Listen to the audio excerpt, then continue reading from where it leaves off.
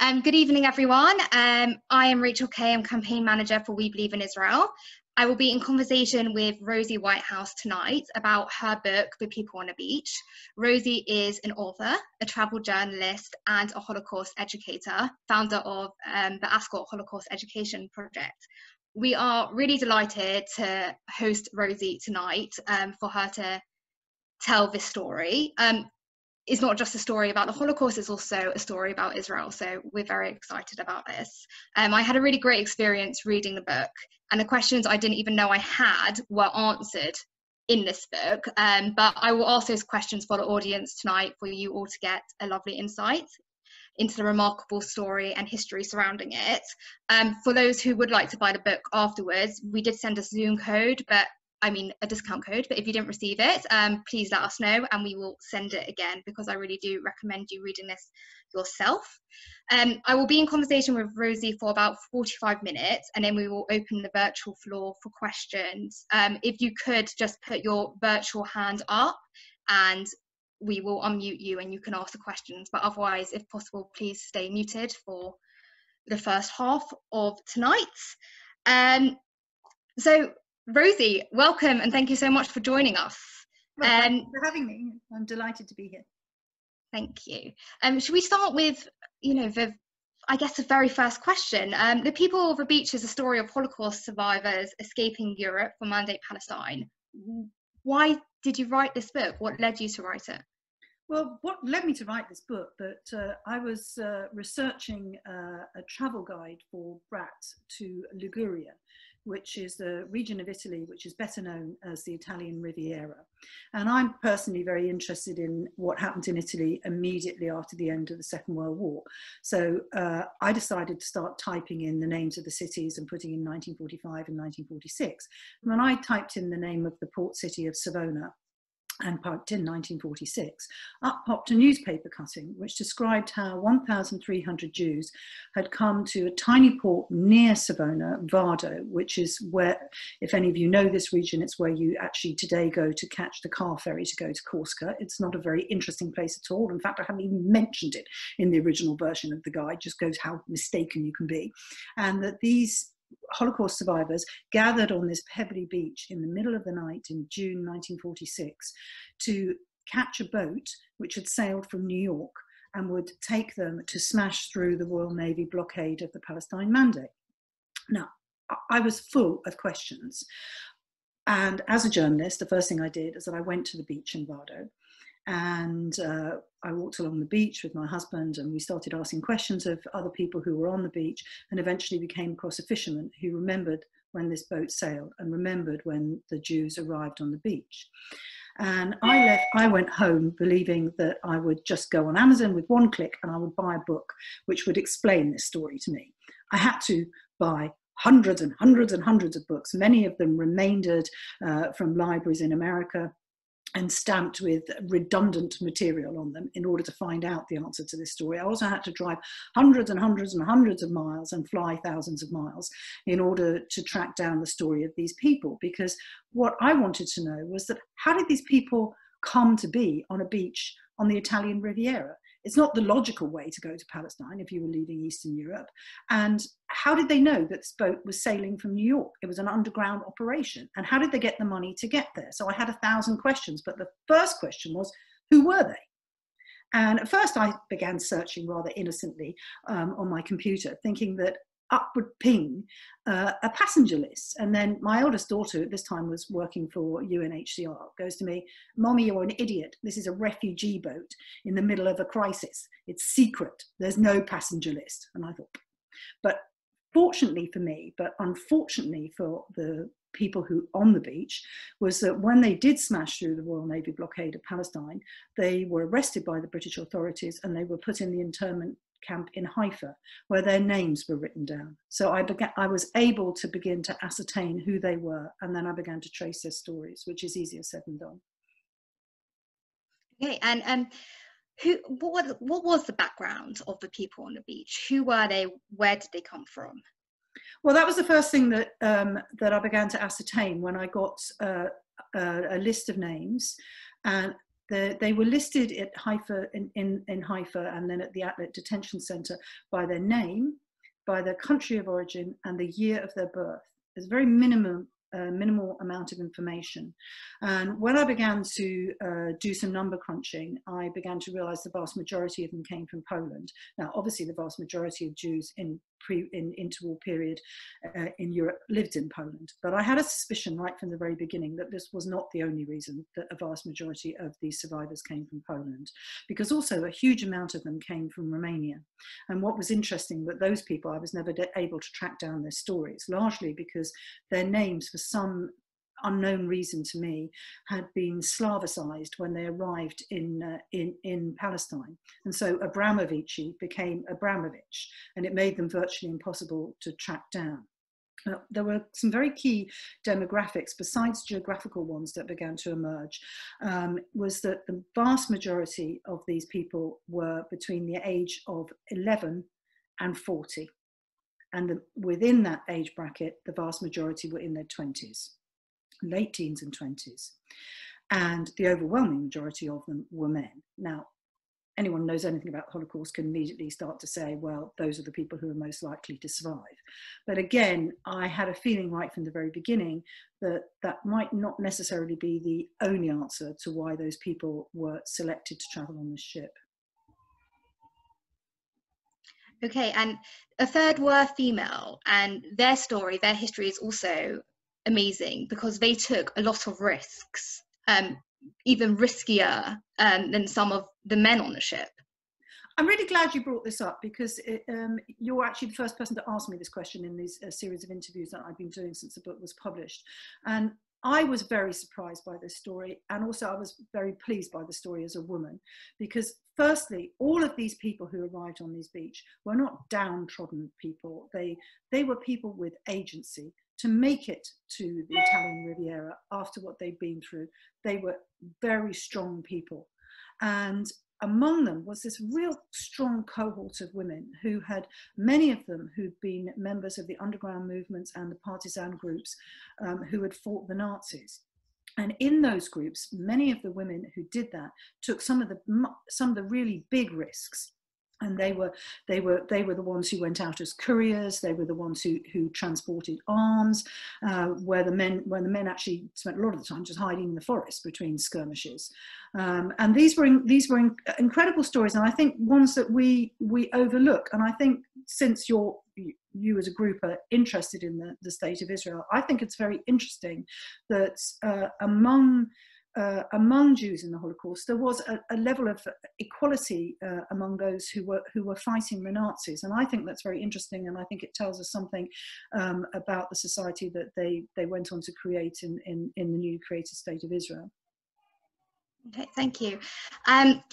Before I read your book, I was drawn to the story because of hope and because of Zionism, but your book is so much more. It's about the journeys to freedom after the Holocaust. It was about those people on the beach, who they were, and the horrors that they faced. Was getting to Israel or Mandate Palestine at the time always plan A? Well, it was for some people. One of the main characters in the book that I trace the story of is the partisan Abba Kovner. And he was a man of a tremendous vision. And he not only first recognized that the Nazis had a complete annihilation program towards the Jews, but he began to realize what might be the consequence of that there would be no future for Jewish people in Europe. Of course, there were many Jews who disagreed with him, but that was his idea. And he became one of the key players in leading those survivors out of Eastern Europe and finding a way for them to get out. Because when we tend to think and we tend to celebrate May the 8th as the end of the Second World War. But in fact, for many Jews, the war ended well over a year before that. The first town to be liberated by the Red Army, which was prior to the Second World War in the state of Poland, was Rivne, then Rovna. Rivne is now in Ukraine, but it was a Polish city. And those Jews who survived in Rivne, who came out of hiding in the forest or had fought with the Red Army as partisans, believed that they could pick up the pieces of their lives in Rivne. And my book actually starts in Rivne and starts with the story of these people. And I think that it tells us a lot. Firstly, it tells us a lot about the nature of what had just happened, was that Rivne was a town where the second Baba Yar happened, where 23,000 Jews were murdered in pits during the Shoah by the bullets. This happened in November, actually, so it's appropriate that we're discussing the Soszenki massacre now. And you think, I naively thought, as I sat on the train in the dark, traveling westwards from Kiev, that this was the reason that the people decided to leave Rivne. Because why would you live in a town where 23,000 of your friends and neighbours had been murdered? But I was actually discovered that this was not actually the main reason that people decided to leave, because the survivor whose story I tell at the beginning of the book, his family had fled into the Soviet Union, as so many Jews in the Eastern Territories did. And when they returned to their village of Babin, where they had run a shop for generations, they discovered that the neighbours no longer wanted them, because what we were seeing at this period is intensive ethnic cleansing in the countryside by Ukrainian nationalists. And they went to live in Rivne because they believed that they could start their lives again in Rivne. And it took months for them to realise that that was not the case. So through the summer of 1944, the partisans who became the leaders of the Jewish survivors in Rivne began to realize that there was no future for them, largely because at first the story of Jews helping Jews was a news story, and it made the newspapers in Moscow. And at this point in Moscow, we see a tipping in policy in the Kremlin, which becomes very anti-Semitic, and basically the partisans were given a tip-off: if you want to continue with the Jewish way of life, and the partisans in themselves were Zionists, if you want to carry on with this kind of beliefs, then you need to get out, otherwise you're going to end up in the gulag. Now, the young man that I mentioned, who I tracked down and interviewed in Israel, he was 16 at the time, and he told me his surviving family were 50-50 for Zionism. But what was the tipping point here was that they had no future in the places where they'd lived for generations. So it was the fact that they were desperate refugees, which turned half of that family into Zionists. And I think it's important that we understand this, because there are many people who like to say that the Jews were colonialist oppressors who sailed to Palestine on a British ocean liner. But the story that I uncovered showed quite the opposite. Okay. So some of those on the Wedgwood learned Hebrew before sailing to Palestine, and learned to work for a kibbutz. But when they arrived at Palestine, did that meet their expectations? Was what they learned enough to prepare them for life in Palestine? Well, that's a massive question, because firstly you brought up the question of how many of these people were actually speaking Hebrew, and we have to remember that varied, obviously, depending on where you were living. So there were Hebrew schools, which many of the people who sailed on the Wedge attended, and they did. Some of them came from Zionist families who had been preparing to leave, and trying to leave is a better word to use, in the 1930s, but had found it impossible to do so. I tell the story of one gentleman, Menachem Kriegel, whose father managed to get visas to go to Palestine, but not enough for the entire family to leave. And also, in order to get these visas, which were incredibly restricted by the British authorities, you had to have a lot of money. So you had to be wealthy in order to begin to make this journey in the first place. And so what people knew about it varied. Some people had relatives who had gone there, but the chance of communication from 1931 onwards to if you were living in Eastern Europe was virtually nil with your family. So you'd had no idea of what was happening to them or what was going on. People like Kovner were well aware of what was going on. He'd have his poems published in Haaretz. So, the people had strong connections. But other people found it very surprising when they arrived in Israel, because one of the things I found interesting, firstly, when I actually went to interview those survivors, was I asked all of them, did you expect that the Royal Navy would board the boat? And they all said no. Nobody had told them. Whereas the Royal Navy had been boarding boats for at least 10 years. So this was no, dramatic news story. But nobody had warned them of this.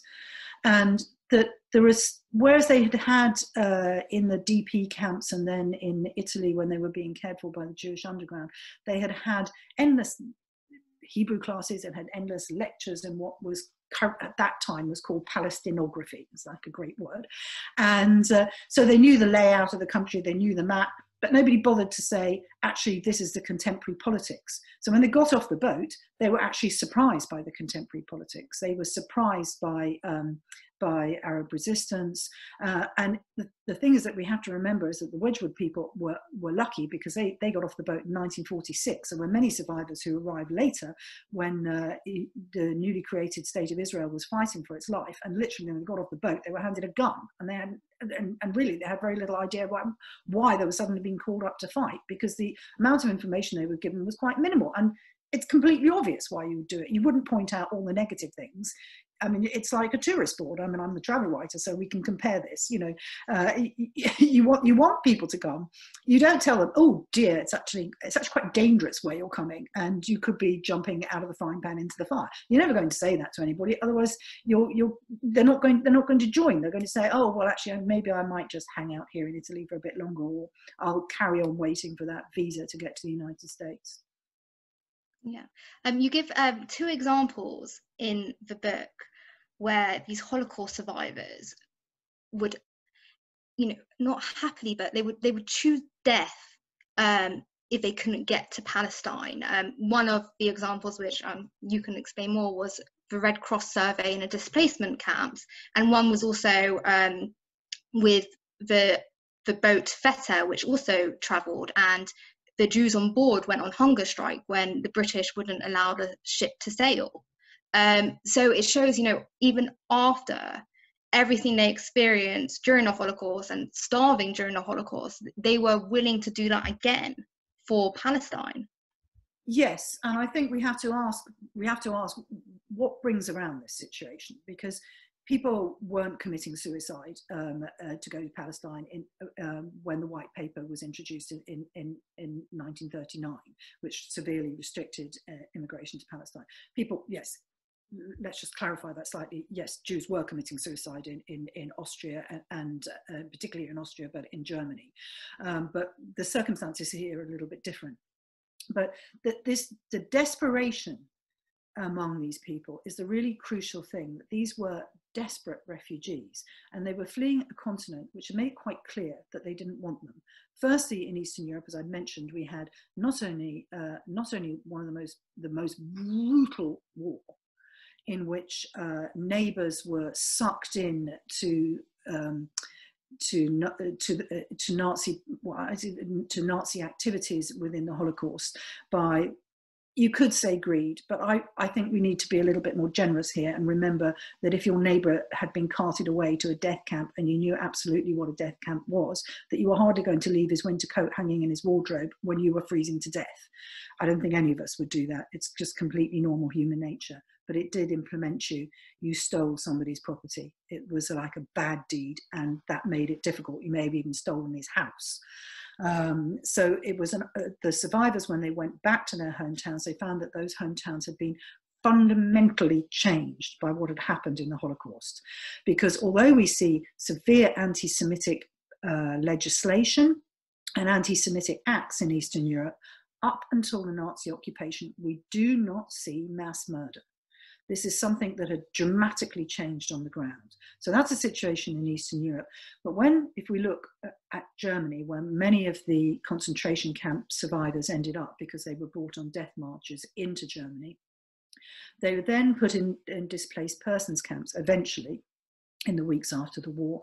And they found that the Allies had very little to offer them for support and help.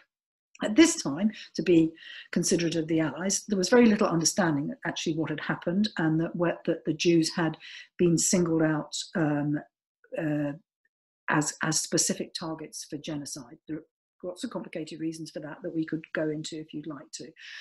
But the net result was that the Jews met considerable anti-Semitism in the occupying forces, particularly in the American zone, where many of the Jews who were fleeing from Eastern Europe were flooding into. And that lack of assistance, lack of help, was a breeding ground for Zionism. I think it's more like a Zionist revival, because you're seeing a culture which had been fighting on its last legs to keep itself together, and Zionism is just a part of that. You see Yiddish theatre, you see Yiddish newspapers, you see the whole of Jewish culture coming back to life in these DP camps, and so it's inevitable that Zionism will come back to life with it. And that there people began to see that there was no other help, because you may well have a sister in New York or a distant auntie in Glasgow, but no one was offering you a visa to go and join them. It was the doors of the countries remained closed to the Jews, and so you had no choice. And the only people who were offering a choice were the Jewish underground, much in the form of the Jewish Brigade, which we can go on to discuss.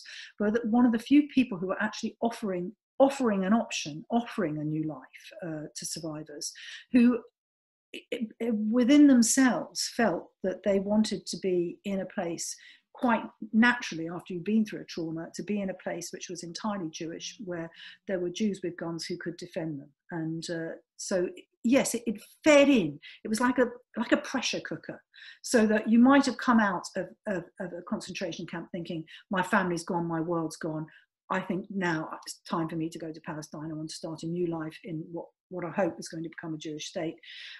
But that pressure cooker builds. The more blows you get, the more lack of help you get, the more determined that you become.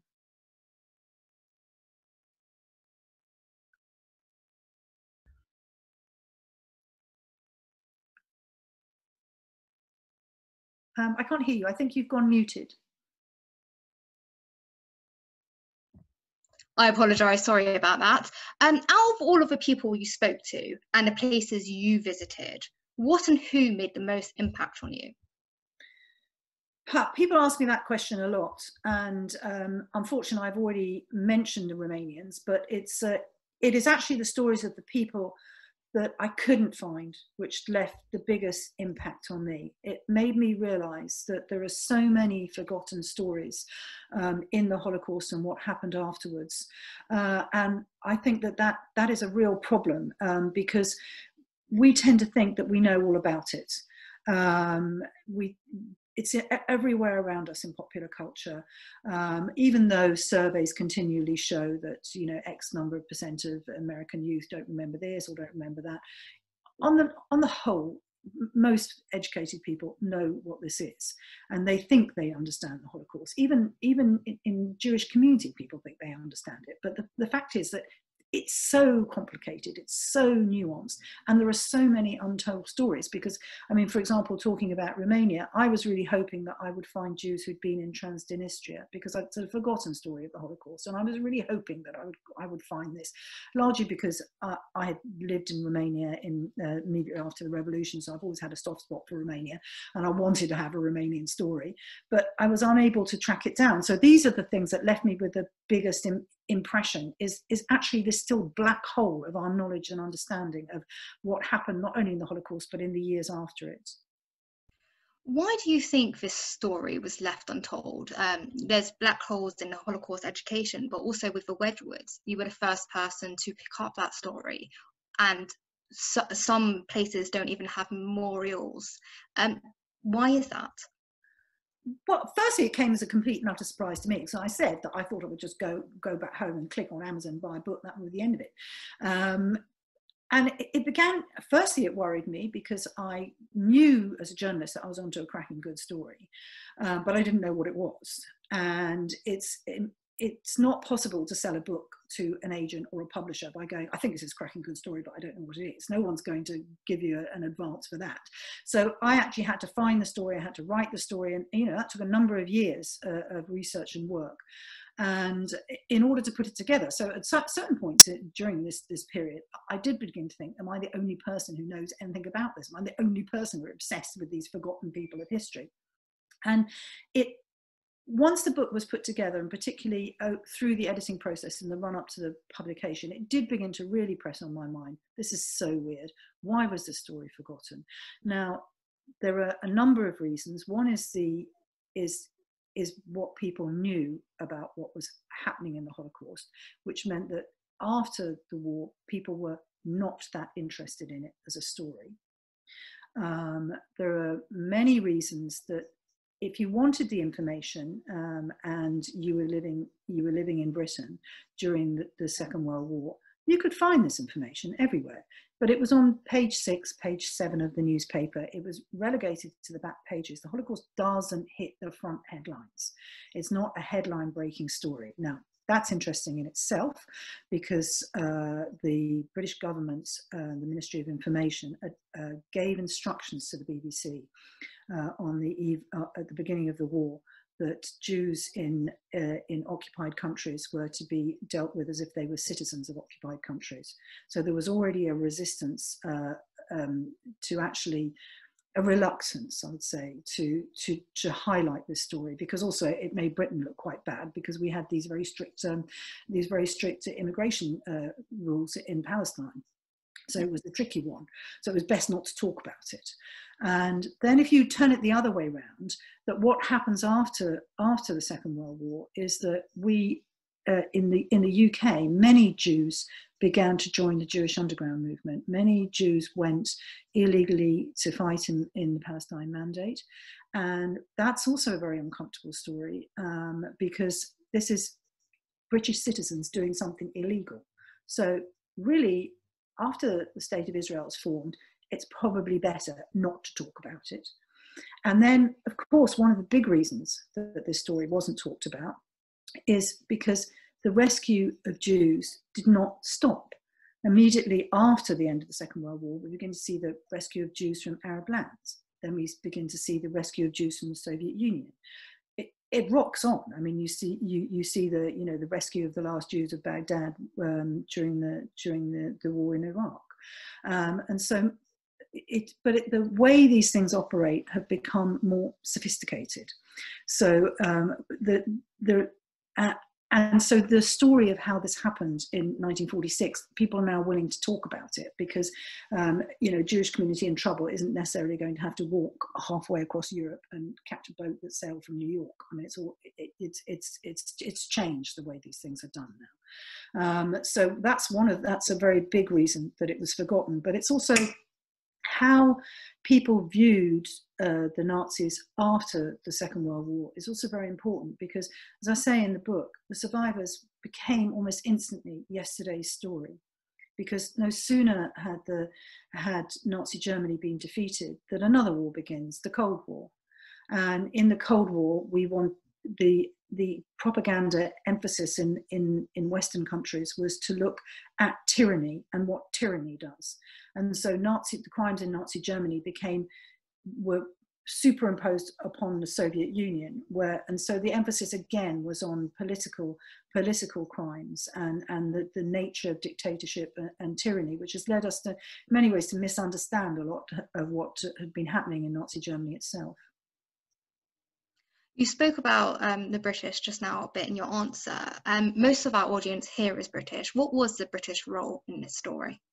Well, British roles is super complicated, and it's actually kind of played out in my own family. Now, here, it doesn't take a genius to work out that Whitehouse is not a Jewish name. And my grandfather was an Irish Catholic who was brought up outside Birmingham, and he was called up into the army in the First World War. And after Gallipoli, he spent his entire First World War fighting in what was to become the Palestine Mandate. And he was training Jabotinsky brigades, and he was, in fact, my married name is Mrs. Judah, so I'm married to a Jew, and in fact, this gentleman, my grandfather, was the only person who ever took up arms to fight for a Jewish state, which is one of the many ironies of British history here. And during that period where we see the emergence of the Balfour Declaration, the illustration of what was going on is best seen through the eyes of Lloyd George, really, because when Lloyd George went to the Paris Peace Conference, which was to draw up the Treaty of Versailles and the other treaties which brought an end to the First World War, he knew intimately the map of Palestine because he had grown up with it pinned on the wall in Sunday school. He hadn't a clue about the map of Eastern Europe. He literally had no idea, and most of the British who were working in the teams on these treaties had no idea either. Now, these people were Christian Zionists, and they began to fade out of government. It's like a generational change that we see. So by the time we begin to get into the 30s, we're beginning to see people have different things on the agenda. And we have to always remember that the Palestine Mandate was a tiny part of the British Empire, and everything had to be subordinated to the more important parts of the British Empire. And of course, that's India, that's the Suez Canal, and also to the survival of the British Empire. And the Second World War was a war that needed oil. So there are very important considerations to which a tiny contingency of people, 500,000 Jews who were living in Palestine Mandate, they could easily be submerged in the greater importance of the British Empire. So I think that when we're looking at it, we have to put it in the context of those decisions which were being made in Whitehall. And I think a good illustration of how government thinking can appear very confusing is that we've got Ernest Bevin in the Foreign Office upholding the White Paper, ordering the Royal Navy to board these ships and to stop it. But then we've got the Home Office offering 1,000 visas to child Holocaust survivors to bring them to the UK. That group of children became very important in the British community. They're now known as the Boys and are represented by the 45 Aid Society, who I actually also work for as a historical advisor. And I had not heard of this story of child Holocaust survivors who came to the UK when I was researching my book. It was mentioned to me by one gentleman who refused the visa along with about 75 of his friends. And they refused to come to the UK because they regarded it as the enemy. And I thought something was missed in translation in this, because I don't speak Hebrew and he was speaking in Hebrew. And I could not believe this story, but it took me a long time to actually realise that when you can't even generalise about government in this sense. So we've got what's happening in the Foreign Office and the Ministry of Defence, and then we've got what's happening in the Home Office and how it plays out differently. And of course, it's very simple now. I say that to you and you go, yes, of course, but it took me a long time to work that out. Often the simplest things that you say are they take days and weeks to actually think through in your head, so that you realise that's actually what's happening. And that's what we see in all aspects of government. So it's very difficult to talk in that sense about the British government's attitude towards the Jews, because the British government had a very mixed up attitude towards the Jews. It just depended whose brief you were on and how they were going to play that out. And in fact, what we can see, and this is very important for contemporary politics, is that although the period that I'm written about in the Wedgwood took place under a Labour government, that it was not a Labour government which imposed the White Paper in the 1930s. So this is actually almost transcendental of party politics, and I think that we should remember that. Thank you. I'm conscious that I am running out of time because I know the audience wants to ask questions too. So I've got a few more to ask. One is, although Israel is now a safe haven for Jewish people worldwide, Jews lived in Palestine before Israel was created and before Holocaust survivors travelled to the Mandate of Palestine. The Balfour Declaration obviously happened before the Holocaust. Is there a danger to always put Israel and the Holocaust in the same brackets? Yes, I think it's simplistic. I think anything that's simplistic is dangerous in politics, and that yes, we have to remember. I mean, we have to remember that Jews have been living in what was to become the Palestinian Mandate for generations. I mean, my husband's great-great-grandfather lived in Jerusalem in 1900. You know, these are also facts. And that the Ottoman Empire was a very mixed up place where people were moving around. People were moving from what's now Saudi Arabia and setting up villages in the Ottoman Empire and what's now Israel. So it was a very complicated and fluid territory. But also that we also have to remember that that people are surprised when they read my book by the fact that Holocaust survivors weren't necessarily welcomed and helped as much as we would expect them to be in Palestine Mandate and then in the new state of Israel. And we have to remember that those Zionists who had gone to Palestine were very radical, really radical ideas. It's one of the big radical movements of the 20th century, and they were actually rejecting the communities that these people followed from. So, and also we have to remember that when we look at those Jews who had left Eastern Europe and come to Britain and come to France and gone to America, you know, they cut ties with this old world, which that many people regarded the survivors of having come from. Yeah. The people on the Wedgwood, how did they contribute to what is now Israeli society, or, you know, the Mandate of Palestine, as it were? And also, did everyone on the Wedgwood stay in Palestine? Firstly, not everybody stayed. I have to say I didn't track down all 1,300. I tracked down the stories of well over a third of the people, and brief stories of maybe half of them. There were some who they had psychological problems, and one of the men that I described in my book, he was advised by a psychiatrist to go to a more peaceful place. Which he did, and he went to New York, and he ended up living in Oregon and was sadly run over by a car during the middle of our long conversations on email, because he was deaf, so we used to just write to each other.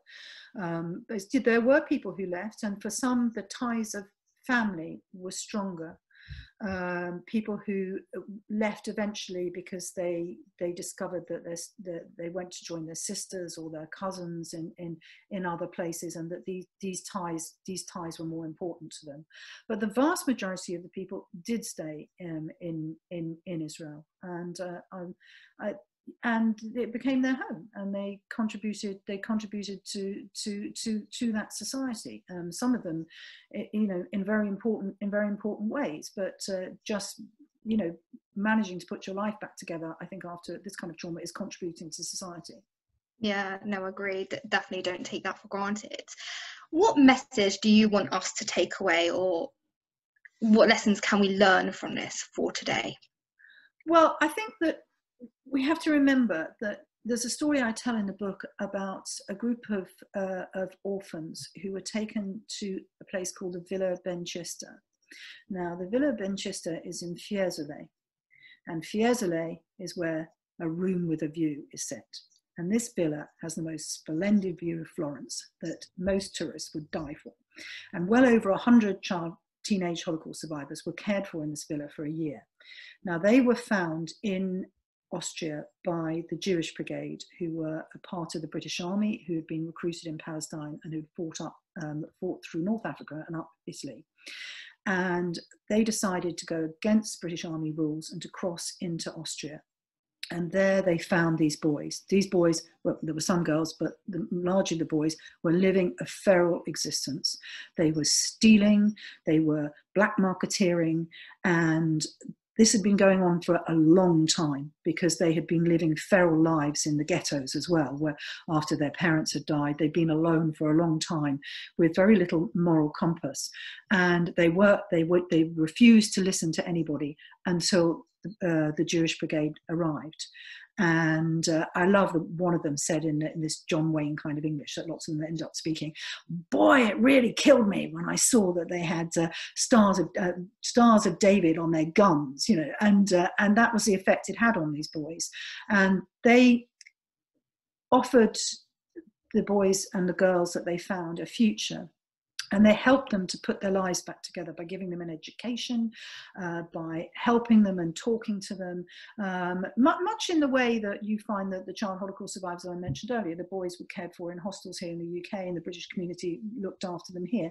This was happening in Italy too. And I think the lesson from this is that just because somebody who's been through a trauma, if you think about those children who've been through traumas in Syria, just because they're ending up bedraggled and to a certain extent feral, doesn't mean that if you give them a hand and give them some help, that these people cannot get their lives back in order and contribute to society in general. So I hope that this is the message. This is the really important thing that we have to remember, particularly when we're talking about child Holocaust survivors and those teenagers. The vast majority of the Holocaust survivors were young people, and that when society gave them a hand, they became very successful. They became people of agency. Okay, thank you. Thank you so much, Rosie, for joining us. It was truly amazing to hear you speak. Your book was fantastic, and I do recommend for people who have not read it, please do. And please either unmute or just give a round of applause on your camera. And thank you so much. Well, it was a pleasure. Thank you very much. Rosie. Thank you. Thank you very much. Very interesting. Thank you. Thank you. Thank you for all your research as well. Thank you. Can you please Should I? the book? Good night, everyone. Good night, Luke. Good night. Good night. Thank you, Rosie. Thank you, Rachel. Thanks, everyone. Goodbye. Thank you, everyone.